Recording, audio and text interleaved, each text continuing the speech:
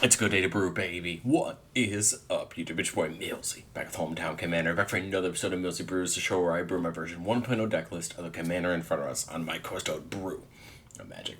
World, as always, that deck list is going to be down in the description for you below, so I would greatly appreciate if you could interact with the video, like, comment, subscribe, hit those links down in the description. I'd really appreciate it. One of my favorite things to do on Millsy Brews is to tackle commanders that my friends play or I play against fairly regularly.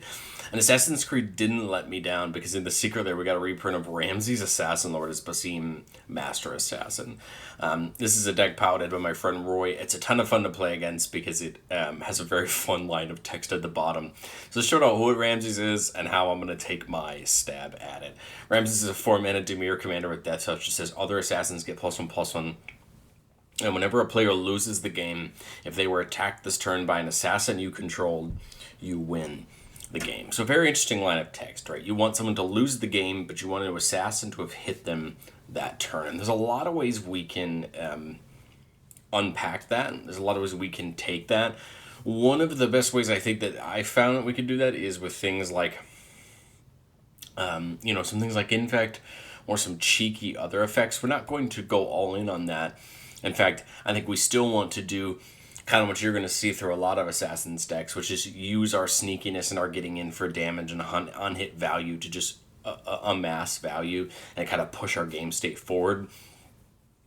The other part as well, Ramses is a 4/4, meaning that if we can get unblockability on it and get it a little bit of a buff, Ramses may turn into a 2 or 3 hit knockout for commander damage on somebody, which is relevant with his bottom line ability. So we're going to talk about some of our sneaky comrades, how we're going to try to get unblockable, how we're going to get some on-hit value, and we'll talk about a little bit of that spicy infect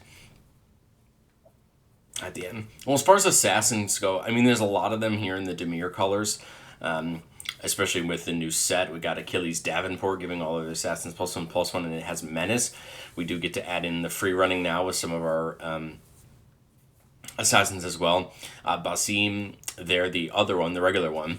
Whenever you cast an historic spell, draw a card. It can't be blocked this turn, and this ability triggers only once per each turn, and it deals combat damage to a player. Put a +1/+1 counter on it. Basim's a great target for when we do talk about things like Infect. Making itself unblockable is very important.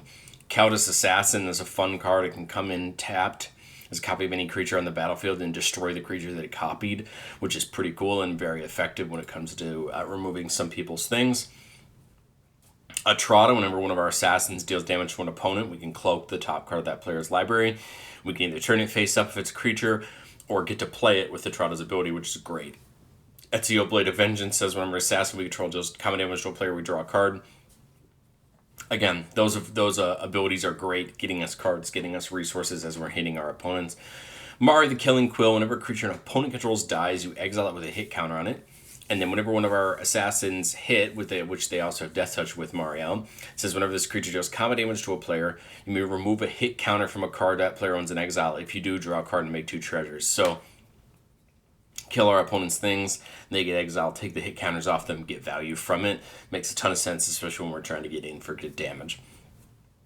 Massacre Girl will help us that even when we're blocked, it's going to get dangerous, giving all of our creatures Wither, meaning they're dealing damage to creatures in -1/-1 counters instead of damage. So that can definitely get around a few really important things. And then if a creature opponent controls dies, if its toughness was less than 1, draw a card. So if we can kill creatures with that Wither, we can get paid back for it. Vein Ripper, although it's higher up on the mana cost value, just makes a ton of sense. It's a flyer, which can allow it to get in against some decks. Whenever a creature we control dies, target opponent loses 2 life, and we gain 2 life.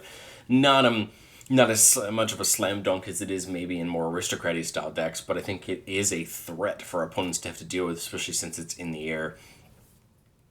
And then Virtus the Veiled, Death Touch, and when it deals combat damage to a player, that player loses half their life rounded up. Well, we only need 1 hit or 2 with Virtus overall in a game to potentially get someone real threat of Ramses ending the game, and that is very, very important. Well, how are we going to get our assassins in? Well, we have things like Slip Through Space and Shadow Rip, just giving a target creature unblockability on Slip and Shadow on on Shadow Rift, which is effective unblockability. Both those draw. Open into Wonder says X-Target creatures can't be blocked this turn, and whenever they deal combat damage, they draw a card. That's a great ability that, when used at the right time, can lead to some brutal times for our opponents. Brotherhood Regalia and Silver Shroud Costume both give the creature they're attached to unblockability, which is very good. The Regalia packs some protection, so that'd be great for somebody like Ramses. The Shroud Costume just gives it Shroud the turn it comes in, but still very important. Cover of Darkness, giving all of our assassins fear, meaning they can only be blocked except by black or artifact creatures. This means against certain decks, we will effectively have unblockability, which is important. I mean, straight up unblockability is great, but in a sense of something like fear, if you have an opponent who's not playing black or artifacts too much, I mean, it's equally just as good and it will be just as viable. And then a couple lands, right? Things like Minas Morgul, which could put a shadow counter on target creature, and that will basically mean, again, it can't be blocked except by creatures with shadow. Rogue's Passage to give a creature unblockability for the turn, and then Shiza, which can give a legendary creature fear, meaning that Ramses and the other legendary assassins we control can get that fear ability. Shadow is a really fun ability because it gives the creature unblockable, but remember, it can only block or be blocked by creatures with shadow, meaning that if we put shadow on a creature, it can no longer block. So we kind of have to understand the position we're putting that creature in, but I think we'll happily do it, right, to make it unblockable in certain ways. But how are we going to get some on-hit value? How are we going to try to turn our damage into profit? Well, we have things like Mind Crank, which will do something. Our opponents will mill cards every time they take a damage. Quiet to Spike says whenever the creature deals combat damage to a player, they lose half their life rounded up.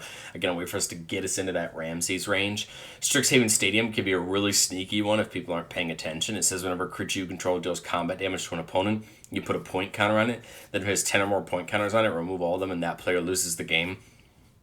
That paired with it, you get a point counter on it every time you untap it. We do lose one if somebody deals damage to us, but what this could do is allow us to bank those counters up and make sure that we have a turn where we hit Ramses out, get an assassin in, that person would lose the games at the stadium, and then we would win with its ability. So this is a cool card that can be really important to us. Coastal Piracy, drawing us a card whenever a creature deals damage. Rooftop Bypass can make us some more assassins, but that come in with Menace, which is cool. And then Rogue Class, every time we hit somebody with a creature, we're going to exile the top card of the player's library face down. On the second stage, we're going to get Menace, and then on the third level, we can actually play those cards that were exiled with it and cast it for mana of an 8 color. An important card because we're going to start picking things off one by one, and then I kind of like the Menace there to, again, just help us get in even if we can't give our entire board unblockable. Well, let's talk about the section that some people aren't going to want to talk about, but it's a way that Ramses will help us actually end the game, and that's Infect. We're not playing a ton of it. We're playing 4 cards, 3 of them are here on the screen. Tainted Strike, instant speed, +1/+1, Infect. I just see this being very helpful for our creatures that are already unblockable. Get them into the right range, get them Infect, and we could knock somebody out in the spot and pair with Ramses to win the game. Glistening Oil and Phresis will both just give the creature Infect. It's going to be easier to see them coming, but it's still going to allow our opponents to know where we're driving at. Glistening Oil, the cool part is you can get it back when it gets, when the creature it's attached to dies, so we can actually recycle it. You do take that -1/-1 counter every turn for it, but again, all 3 of these cards are just going to allow us to get Infect on creatures, and then all we need is those 10 points of Infect counters on, or those poison counters on our opponents to end the game.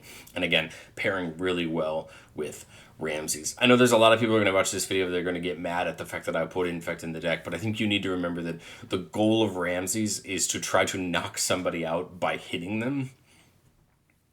And I think we're at the point in Commander where there are a lot of other scarier ways to end a game than me putting a Phresis on a creature and hitting you twice. And so I think you kind of need to understand that, like, a lot of this, you're going to see it coming. I doubt this deck is ever going to Tainted Strike you every time to win the game. But, we're a deck that needs to build up, build value, and get in. And I think that it's worth talking about. But this deck isn't perfect. No deck is perfect. I say that all the time on the show. And every deck has room to test and make better. And these are 3 of the cards that if I was going to take this deck into testing, I would look to see if they should come back in and where they could come back for. The first is Haunted One, a card that I really like. Commander creatures you own have, whenever this creature becomes tapped, it and other creatures you control that share a creature type with it each get +2/+0 on dying. This is a really good effect, and I think it should come back in the deck. I just honestly don't know what to take out for it. So it would be probably the first card I would bring back in, because I think it's well worth it. It makes a ton of sense. I'm just not sure what to go for it. The second would be Trailblazers Blue. So this is a equipment that says equipped creature has non-basic land walk, so as long as your opponent has a non-basic land, they cannot block that creature effectively unblockability, because every single deck in Commander now is going to play a non-basic land. So this is effective unblockability and very useful. And then Back in Town can return a bunch of our assassins back from the graveyard to the battlefield. All assassins are outlaws, so they can come back, and that can be very helpful. So let's run into our playtest. But again, I really like these two cards. I just couldn't find the slot for them. I'd love to hear what you think, if you think it's better off in slot than another card. But let's get into our playtest, keeping a 3-lander here. Drawn on Lock, Achilles, Resculpt, and Propaganda. Just a way to push our opponents off, get them to try to avoid us a little bit. We see a Hardened Poisoner, a great little creature, but let's get the dual land down, get that rocking, get the Deceit down. We're going to scry 1 for Dimir Aqueduct. I like it. It'll help us get to Ramses, so I think I'm just going to leave it on top. Turn 2. I could actually play the Aqueduct and the Hired Poisoner and not get domed to hand slice like you normally do with a bounce land on turn 2. But I guess I could always see the argument for doing it on turn 3 instead. Because right, I could do this and then this and pick this up. The only problem is that comes in tap, so I don't know if that's what I want to do. What are we doing on turn? What are we doing this turn anyway? I think it's just Hired Poisoner, right? I don't really see the point of resculpting or keeping Drown on the Lockup. So I'd say let's do that. We'll always have the fun of Temple of Deceit coming in tapped again, but that's okay. Turn 2, Hired Poisoner down, that Aqueduct comes in tapped, and now we have access to 2 mana next turn. We draw Desmond Miles, +1/+1 for each other assassin you control, and each assassin in your graveyard, and whenever it deals damage to a player, we can surveil X, where X is the amount of damage that was dealt to that player. Interesting ability. I think we just slam the Temple of Deceit down now. We'll get the Scry again. Ooh, Black Market Connections is great. We'll keep that one on top. And then for 2 mana, I think we'll get Desmond Miles down. I don't think we really have anything to do. We'll take an attack with Hired Poisoner. Doubt anybody has anything that good on turn 3, and if they really want to trade into the Poisoner, they're welcome to. We'll just get a point of damage in. Might as well. Turn 4, we draw that Black Market Connections, and I think I just want to get Ramses down here. I like the idea of setting up the connections, but I also think Ramses is important to our strategy. We want to get it out there. Desmond Miles is now 2/5 with Menace, 2/2 Hired Poisoner. Again, try to take the attacks if we have them. Nothing, crazy on hit that we're getting here, but still worth, taking the attack and getting in there. Let's see, we can get the Fetid Pools in tapped. We can play the Rogue's Passage. I love the world where we could play like Black Market Connections and leave up Drown in the Lock. The only problem is I doubt Drown in the Lock's very worth it at the moment, so I'd rather just play the Fetid Pools and get Achilles out. Reason is now we're getting another +1/+1 to each of our assassins. Yes, I could have waited till after combat to free run if I honestly thought that Ramses was going to get in somewhere. So that might be a slight misplay on my reasoning. The only reason is because we could hold up something like Resculpt, but I'd kind of rather get the buff because now, Ramses is a 5/5, Desmond is a 3/5, Hired Poisoner is a 3/3, and again, now we're hitting a little bit harder in these combats. Our opponents are having to make worse decisions blocking, and maybe we're still getting in for this chip damage. Turn 6, I don't think I want the Rogue's Passage necessarily, so sitting on 6 mana, Black Market plus Propaganda could make sense and just swing out, try to get in for some good damage. We have 2 Menace creatures and 2 Death Touch creatures. Conversely, we could just play the Black Market Connections and hold up Resculpt for some removal. Black Market's going to start getting us some more value next turn. And again, I would just try to take a couple of attacks. We would have to surveil, I just realized, on Desmond, which I guess we kind of missed. But going forward, let's say if Desmond did hit, we'd have to surveil 3, so we'll go 2 lands and a Royal Assassin. So the choice is either back on top or graveyard. We'll put the Royal Assassin back on top. We'll put Shizo and then we'll keep the Royal Assassin on top. Black Market's going to go off, we'll draw for turn, then Black Market's going to go off. I think we just make the treasure. We know that Shizu's on top. Get the Rogue's Passage down. Kind of like the idea of getting that Royal Assassin down so we could start using it for some removal, if possible. And again, take a few more attacks. Let's say Desmond gets in for 3. We Surveil again. I love the idea of Vein Ripper because it can start getting in for some good damage, but I would probably just go 1, 2, 3. Get him some damage. And I think here we're just going to progressively start chipping away at our opponents, trying to get the damage in, protecting Ramses. We got a little bit of removal, a little bit of protection. I like it. I think we're driving towards what we're trying to do. We just need maybe one more piece of on-hit value, and we're completely golden. But let's run into playtest 2. We've got a 2-lander with Soul Ring, which is never a bad thing. Cover, Darkness, Resculpt, Shadow Rift, and Rogue class. I like it. Good mix of unblockability, draw, on-hit effects. I like it. I think this one's good. So turn 1, we get a Contaminated Aquifer. Well, I don't really see anything turn 1 other than Soul Ring. If I do the Aquifer, if I do that for that turn, don't have an untapped land next turn, but I could still get something like Cover Darkness now. So I think I do this. Nothing to do with the Soul Ring, but that's okay. Well, it's great that we hit an untapped land. So we could either Cover Darkness plus leave Resculpt up. Well, no, we can't because we'd have to use both there. I think it would make sense just to get the Aquifer down and get like Cover of Darkness down. Now we're set up for Ramses next turn if we want to do that.